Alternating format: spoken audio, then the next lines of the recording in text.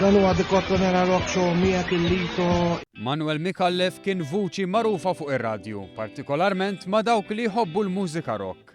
Ħafna kienu dawk li nħasdu bl-aħbar li DJ Lito tilef ħajtu f'dan l-inċident ta' traffiku li seħħ il-ħadd filgħaxija f'Bormla ftit biss il-bogħod mill-lokalità tal-Birgu fejn kien jgħix flimkien ma' ommu. Fl-istess triq li DJ Lito għex għal dawn l-aħħar snin iltqajna ma' ħuħ Paul Mikallef. Irrakkontalna kif matul il-ħadd DJ Lito għamel ġurnata ma' ommu fejn sajru u kielu flimkien. Iżda fil-għaxija rrid imur ix-xogħol. Le, fil-fatt hija kien ħajwara x-xogħol.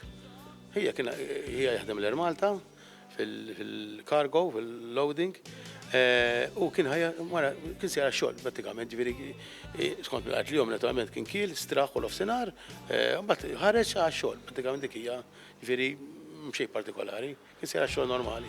Mikallef qalilna li fuq l-aħbarijiet segwa bl-inċident traġiku li kien seħħ f'Bormla iżda ma mmaġinax li seta' kien ħuħ li kien involut f'dan l-inċident.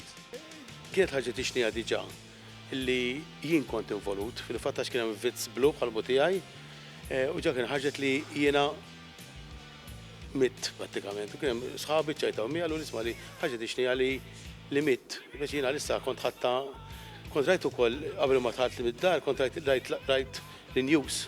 Rajt dak rajtim, rajt biss news faġġa kont ħsibt fuqha. Fuq siti soċjali bħal Facebook u news portals bħal one.com.mt spikkaw il-kummenti ta' ħbieb, DJs, bands lokali u semmija il-koll imnikta u ma jistgħux jemnu kif DJ Lito kellu jħalli din il-ħajja ħesrem. Hija qalbu tajba ħafna.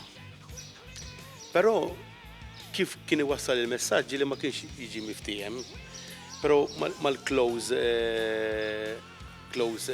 friends, kważi qed tiskopri mhux qabel hemm ma tiskopri kien maħbub u kien ħobbuh.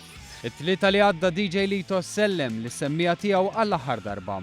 Iżda żgur li se jibqa' f'qalbhom u f'qalb dawk kollha li kellhom l-opportunità li jsiru jafuh. Ciao u rock it tajjeb.